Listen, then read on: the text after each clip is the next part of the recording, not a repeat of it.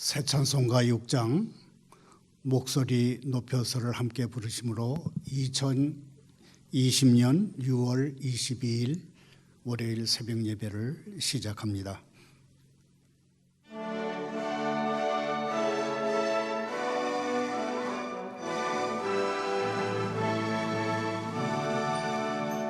목소리 높여서 주 찬양하여라. 영광과 권세와 존귀와 위엄이 오늘이 다스리시는 나라에 함께 돌려.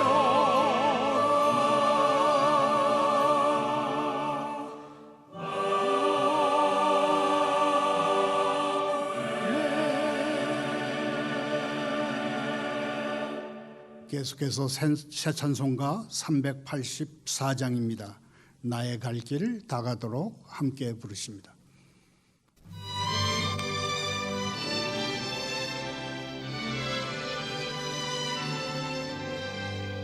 나의 갈 길 다가도록 예수 인도하시니 내 주 안에 있는 그는 아쉬우지 마리오. 믿음으로 사는 사람 하늘 위로 받겠네. 무슨 일을 만나든지 만사형통하리라. 무슨 일을 만나든지 만사형통하리라. 내가 기다가도록 예수 인도하시니 어려운 당할 때도 족한 은혜 주시네. 나는 심히 고단하고 영혼 매우 가난하. 나의 앞에 반석에서 샘물 나게 하시네. 나의 앞에 반석에서 샘물 나게 하시네.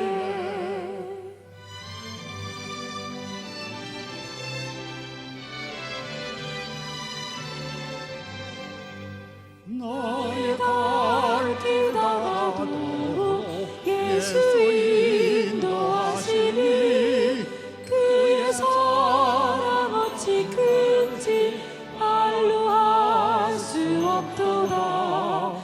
성령 감화 받은 영혼 하늘 날아갈 때에 영영 부를 나의 찬송 예수 인도하셨네. 영영 부를 나의 찬송 예수 인도하셨네.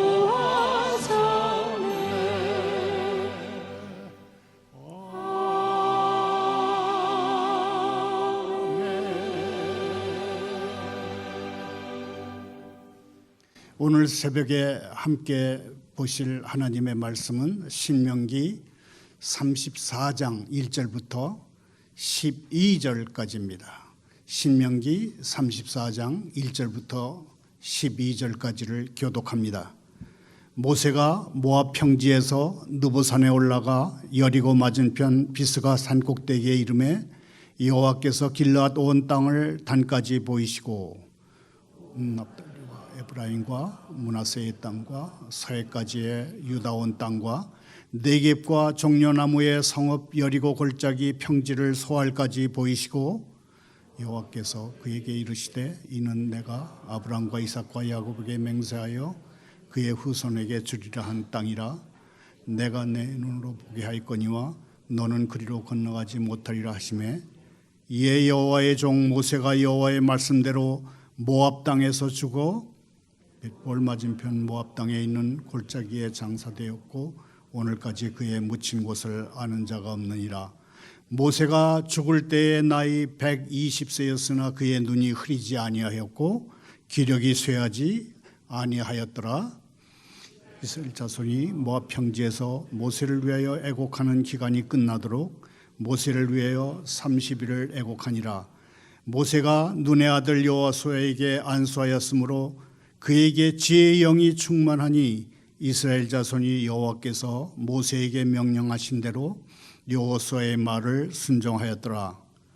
그 후에는 이스라엘에 모세와 같은 선지자가 일어나지 못하였나니 모세는 여호와께서 대면하여 하시던 자요 여호와께서 그를 애굽 땅에 보내사 바로와 그의 모든 신하와 그의 온 땅의 모든 이적과 기사와 모든 큰 권능과 위엄을 행하게 하심에 온 이스라엘의 목전에서 그것을 행한 자이더라.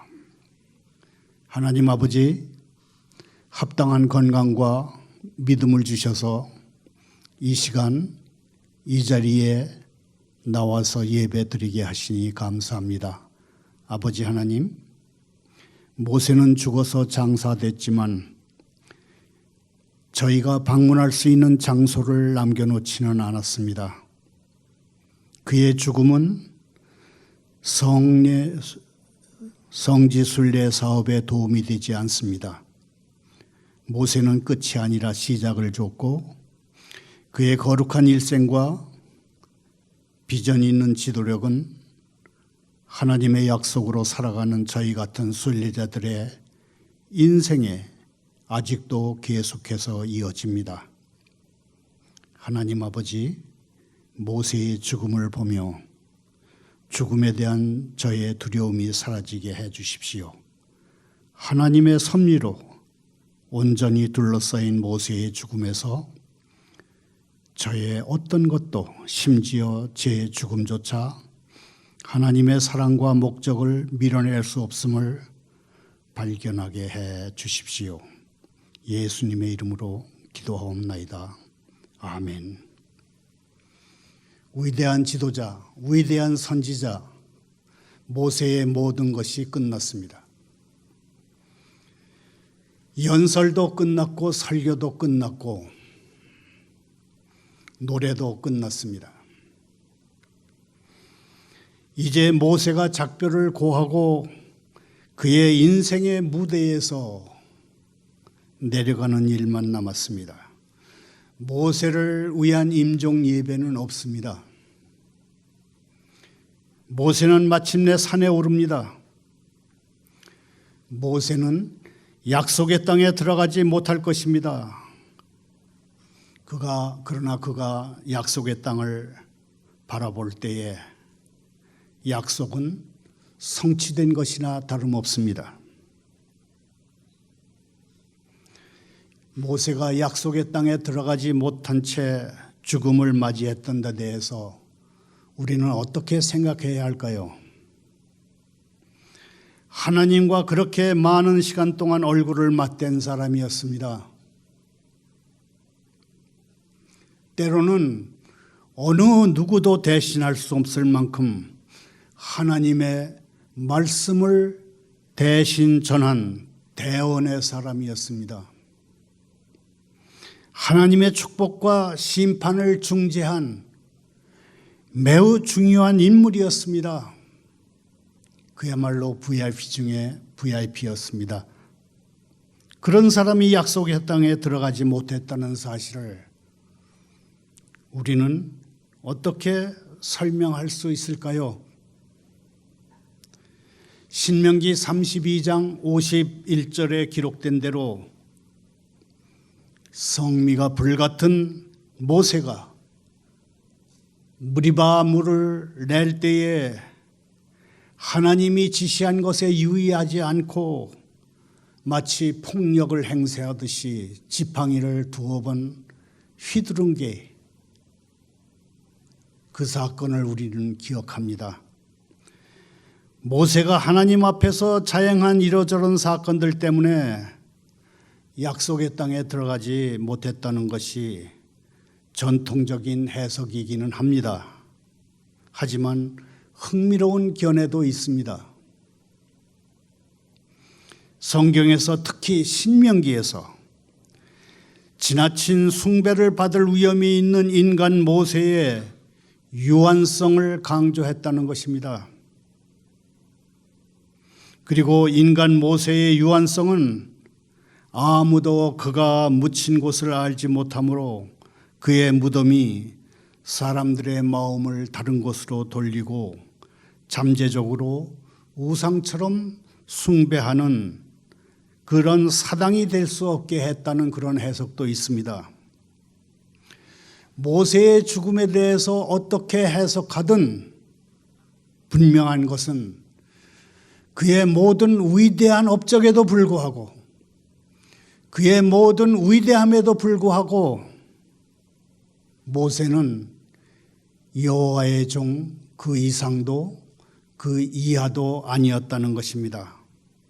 8절에 보면 이스라엘 백성은 모압 평원에서 모세의 죽음을 애도하는 기간이 끝날 때까지 모세를 생각하며 30일 동안 애곡했습니다. 모세가 120세에 세상을 떴습니다. 모세가 어떤 사람이었길래 그가 세상을 떴을 때 온 이스라엘 백성이 30일 동안 그의 죽음을 슬퍼하며 통곡했을까요?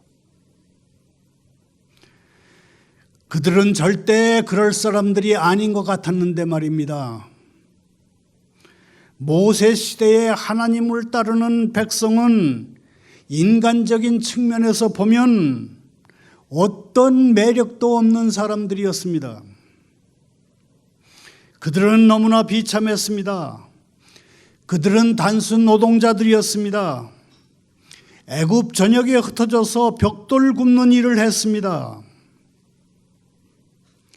그들이 하는 일, 벽돌 굽는 일은 이스라엘의 민족성을 파괴할 목적으로 애굽 당국이 정책적으로 실시한 그런 일이었습니다. 그들은 완전히 풀이 죽어 있었고 지도자도 없었습니다. 설령 지도자가 생긴다 해도 그를 따를 준비가 돼 있지 않은 그런 사람들이었습니다. 모세가 그들의 입장을 지지하면서 하나님이 자기를 보내셨다고 알렸을 때 그들이 처음에는 받아들였습니다. 하지만 선지자 모세가 바로 왕 앞에서 내 백성을 보내라 그렇게 처음 요구하자 열받은 바로 왕은 흑벽돌의 필수 재료인 짚을 공급하지 말라고 하는 법령을 공포했습니다. 지푸라기가 없으니까 가뜩이나 힘든 벽돌 만드는 일이 몇 갑절 더 힘들게 됐습니다. 백성들은 거의 조건 반사적으로 모세를 비난했습니다. 이전에 나이 40세, 40살이었을 때 모세가 자기 백성들 틈에 끼어서 일으킨 사건이 하나 있었습니다. 그때 그 백성 중에 한 사람이 당신이 애굽 사람을 죽인 것처럼 나도 죽이려고 하느냐고 말했던 것처럼 그들은 모세를 그렇게 비난했습니다. 그들은 그냥 고통받고 억압받는 노예의 무리였을 뿐입니다.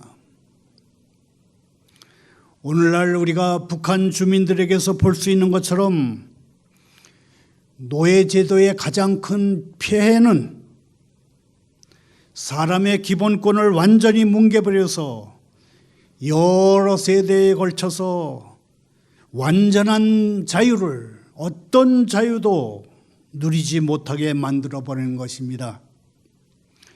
설령 노예들이 자유를 얻는다고 해도 그들은 자유롭게 출생한 사람들처럼 행동하지 못합니다.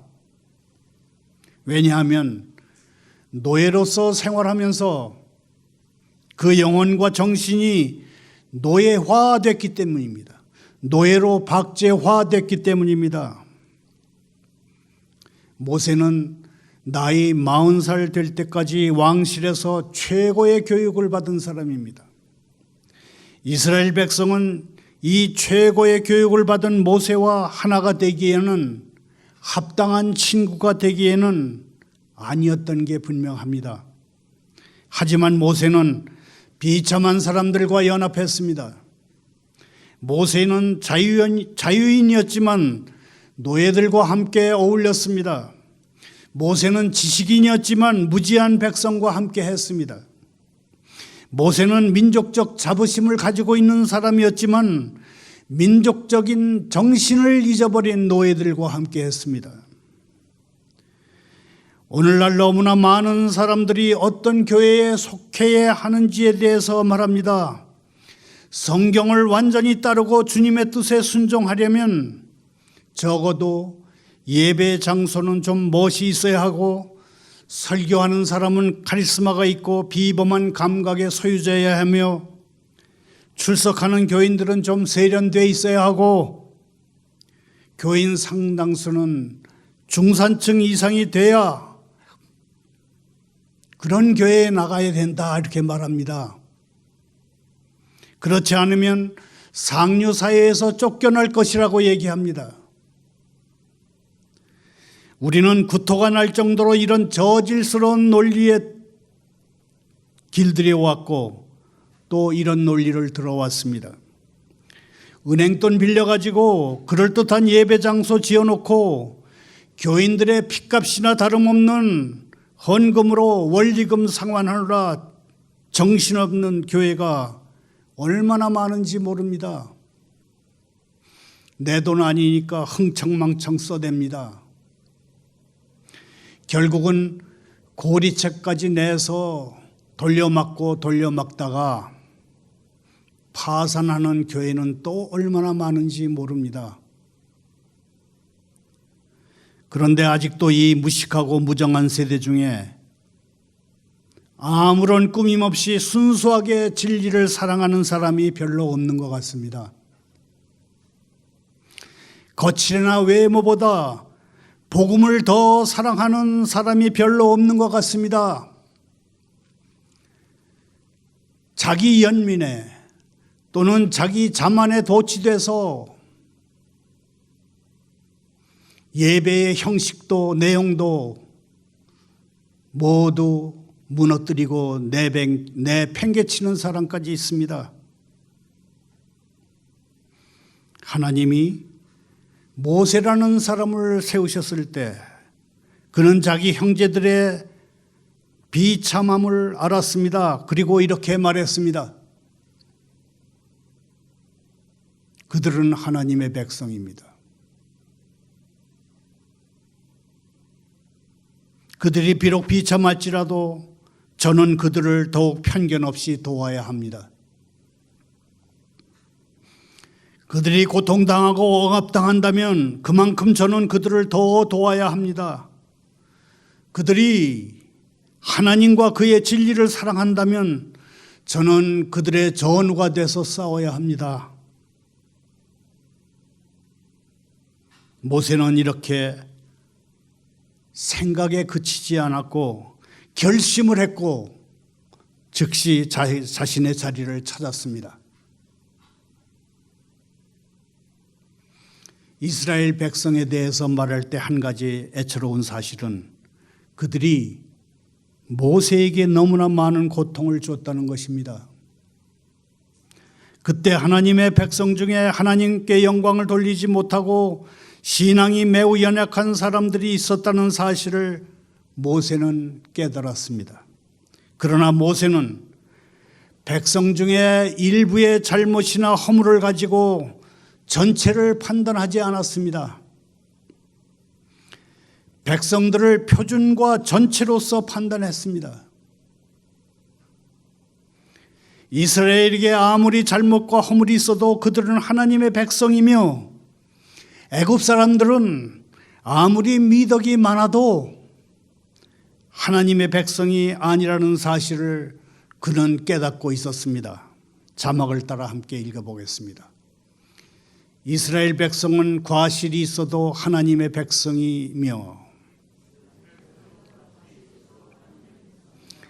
애굽 사람들은 미덕이 많아도 하나님의 백성이 아니다.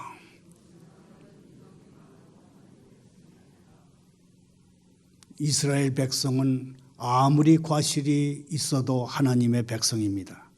그리고 애굽 사람들은 미덕이 아무리 많아도 하나님의 백성은 아닙니다.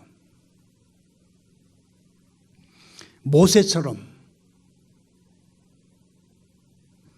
하나님의 말씀으로 자신의 정신을 훈련시키고 두려움 없이 확신을 따르는 것이 우리를 위해서 좋은 일입니다. 그리스도를 교회로 인정하는 곳이 어디입니까? 예수님을 교회의 머리로 인정하는 곳이 어디입니까? 성경을 믿음의 기준으로 받아들이는 곳이 어디입니까? 은혜의 교리를 확실하게 믿는다고 선언하는 곳이 어디입니까? 주님이 명령하신 대로 성례를 행하는 곳이 어디입니까? 이 질문에 바르게 대답하며 행하는 사람들과 함께 우리는 갈 것입니다. 그들의 주장이 우리의 주장이 될 것이며 그들의 하나님이 우리의 하나님이 될 것입니다. 10절에 보면 그 뒤에 이스라엘에는 모세와 같은 예언자가 다시는 나지 않았습니다. 주님은 얼굴과 얼굴을 마주대고 모세와 말씀하셨습니다. 모세는 그런 사람입니다. 모세로 하여금 이 진리의 길로 가도록 한 것은 혈통이 아니라 믿음이었습니다. 모세가 업당하는 사람들 편에 서게 된 것은 그가 유별났기 때문이 아닙니다. 모세는 정상적이고 착실하고 선량한 사람이었습니다. 그의 결단은 별난 게 아니었습니다. 그를 가만 내버려두지 않고 뜨겁게 달궜던 맹렬한 애국의 불이 그의 영혼에 타올랐을 때 그가 어떤 갑작스러운 충동에 휘말렸던 게 아닙니다. 그의 믿음이 그를 흔든 동력이었고 앞으로 나아가게 하는 에너지였습니다. 그렇다면 모세는 어떤 뚜렷한 믿음을 가진 사람이었습니까? 첫째, 그는 여호와 하나님을 믿었습니다. 모세는 애굽 사람들이 섬기는 허다한 우상들에게 넌더리가 나 있었습니다. 모세는 하나님은 오직 한 분뿐임을 마음속 깊이 알고 있었습니다. 모세에게 그러셨던 것처럼 하나님이 우리에게도 모세 같은 믿음을 주셔서 하나님은 오직 한 분뿐이시며 또한 사람이 정한 의식과 예식으로 하나님을 경배할 수 없다는 사실을 알게 해 주시기를 소원합니다. 또한 모세의 믿음은 그리스도를 신뢰하는 믿음이었습니다. 그때엔 그리스도가 오지 않으셨는데요, 그렇게 바른 말을 하는 사람들이 있습니다. 물론 그때 그리스도께서 오지 않으셨습니다. 그러나 그리스도는 오실 분이었고 모세는 그 오실 그리스도를 바라봤던 사람입니다. 모세는 중간 시대를 뛰어넘어서 미래를 내다봤습니다. 야곱이 죽어가면서 노래했던 실로, 그 실로를 자기 앞에서 봤던 사람입니다. 모세는 조상들에게 임했던 고대의 언약, 곧 아브라함의 씨 안에서 땅에 있는 모든 나라들이 복을 받으리라는 언약을 알고 있었습니다. 그리하여 그 복에 참여하기 위해서 그는 그리스도께서 받으실 수모를 기꺼이 받고자 했던 것입니다. 사람들은 성자 예수님과 별개로 성부 하나님을 경배하려고 오랫동안 힘써왔습니다. 하지만 진리는 분명하게 말씀합니다. 나로 말미암지 않고는 하나님께로 올 사람이 없습니다. 없느니라. 예수님을 말미암지 않고는 하나님께로 올 사람이 없습니다.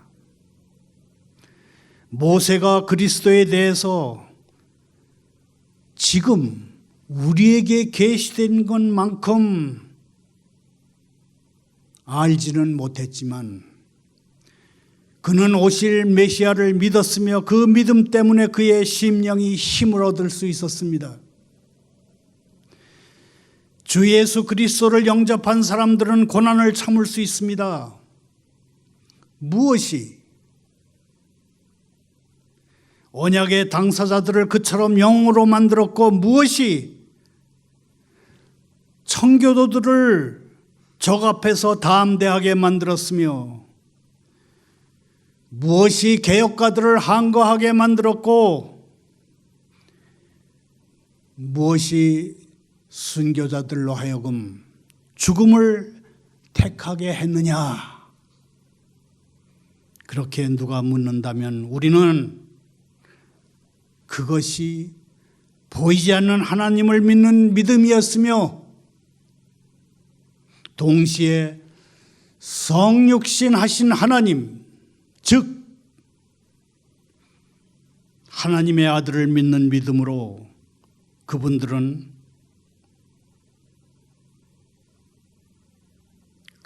그렇게 죽고 항거하고 실천하고 할 수 있었다고 대답합니다.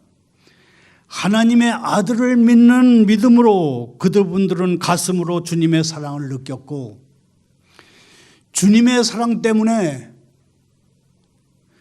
1000번이라도 죽을 수 있는 그런 각오를 다질 수 있었던 것입니다. 아울러 모세는 하나님의 백성에 대한 믿음을 가졌습니다. 이미 말한 대로 모세는 이스라엘 백성이 하나님의 선민이며 여호와께서 그들과 언약을 맺으셨으며 모든 그들의 허물에도 불구하고 하나님이 자기 백성과의 언약을 파기하지 않으실 것임을 알았으며 그러므로 하나님이 그들을 생존의 이유이시며 의와 진리의 근본이시라는 사실을 알았습니다. 때문에 우리 중에 믿음이 훌륭한 분들은 이렇게 말할 것입니다. 다른 사람이 어떻게 행동하느냐, 어떻게 생각하느냐, 어떻게 믿느냐 하는 것은 제게 중요하지 않습니다. 저는 하나님이 저를 주장하시는 대로 행할 것입니다. 신앙의 문제에 있어서 나의 동료들, 상류사회 사람들, 부모님이라고 하더라도 저더러 이래라 저래라 명령할 수 없습니다. 진리가 하나님의 별이면 그 별이 인도하는 대로 따라갈 것입니다. 그 별이 저를 고독한 사람으로 만들어 버리면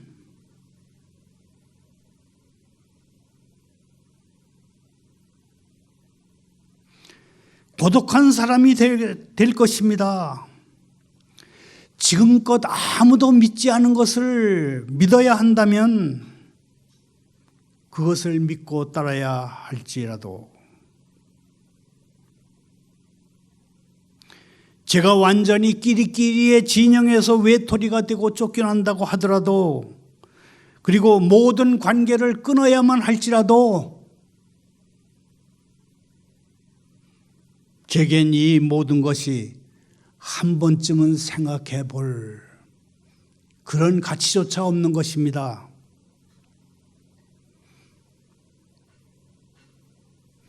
그러나 진리가 있다면 저는 그 진리를 믿고 따를 것이며 그것을 전하기 위해서 고난도 감수할 것입니다.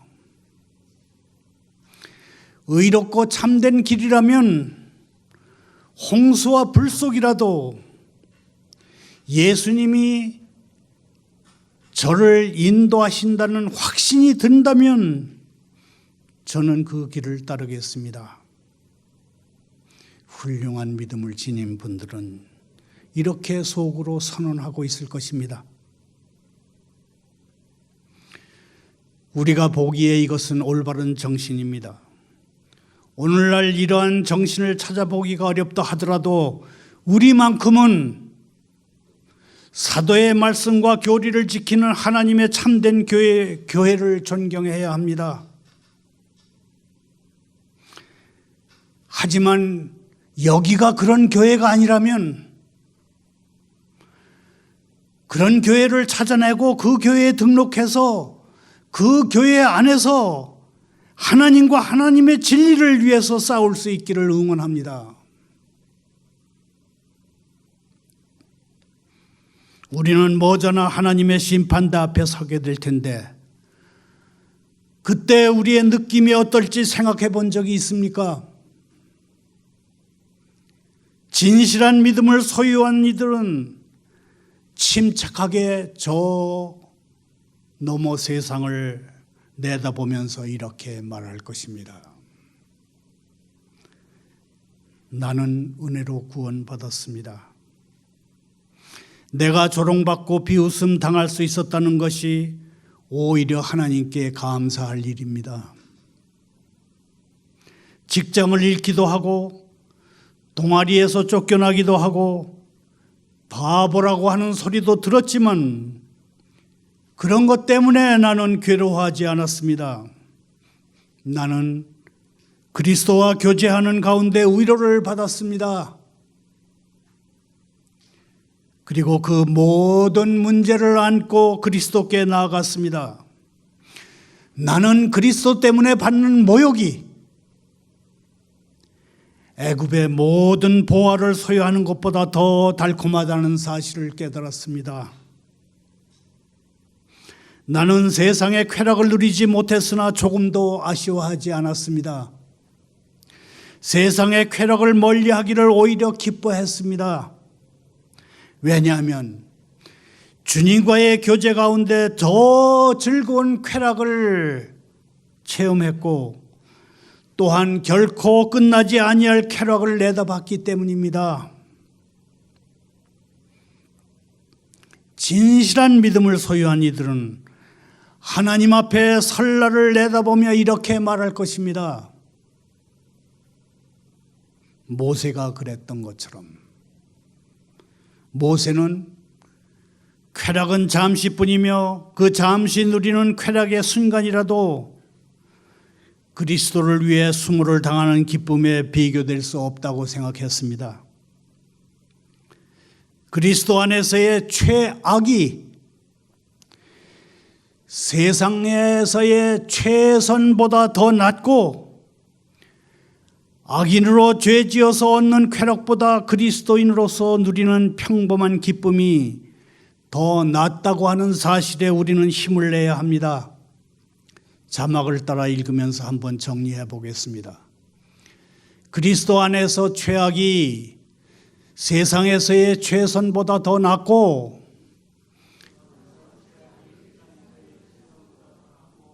악인이 죄지어 얻는 쾌락보다 그리스도인으로서 누리는 기쁨이 더 낫다.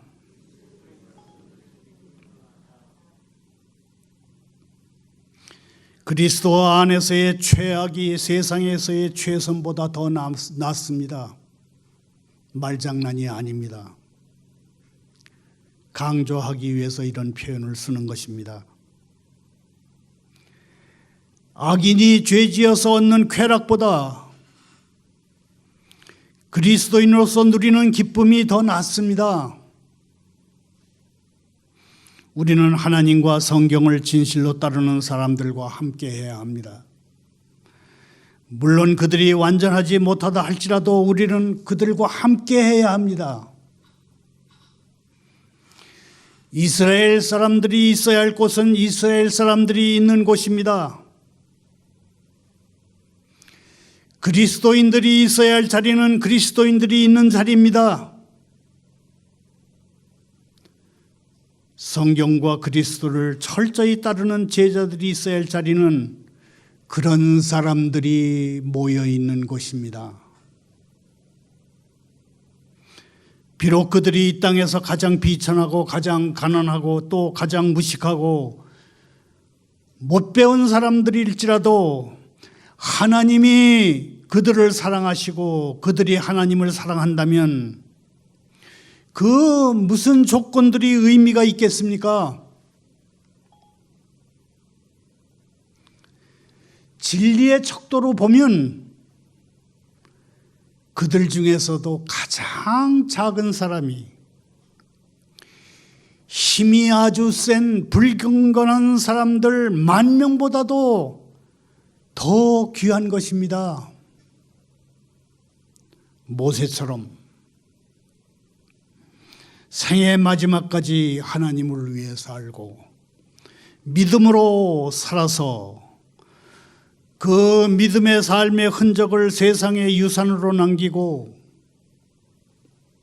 모든 사람들로부터 그는 하나님의 사람이었어.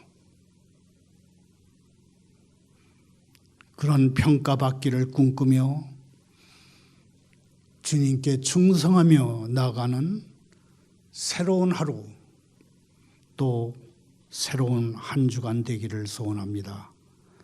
감사합니다. 기도합니다. 하나님 아버지, 이제까지 살아오면서 주님께 반역하고 주님의 율법을 어긴 이들을 고백합니다. 저 자신의 근원적인 부패를 인정합니다. 악을 생각하고 행하며 선한 모든 것과 멀어지는 제 마음 바탕을 슬퍼합니다. 하나님께 속한 일들에 대해 제 마음이 어두운 것과 하나님이 주시는 깨달음의 빛을 받아들이지 못하는 제 마음의 무능력을 깊이 인식합니다. 제 의지의 완고함과 하나님의 법에 복종해서 살아야 하는 모든 권면에 대해서 지속적으로 저항하려는 의지를 슬퍼합니다. 무익한 것들에 몰두하고 영혼의 자양분이 되는 것들에는 집중하지 아니한 일에 대해서 하나님 용서를 구합니다. 제 육신의 정욕과 무질서한 욕망을 부끄러워합니다. 저의 전적인 부패를 가슴 깊이 슬퍼합니다. 이 부패가 무질서한 욕망을 조장하고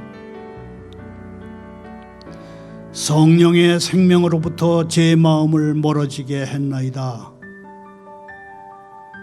교회의 일원으로서 의무를 수행하지 못한 일과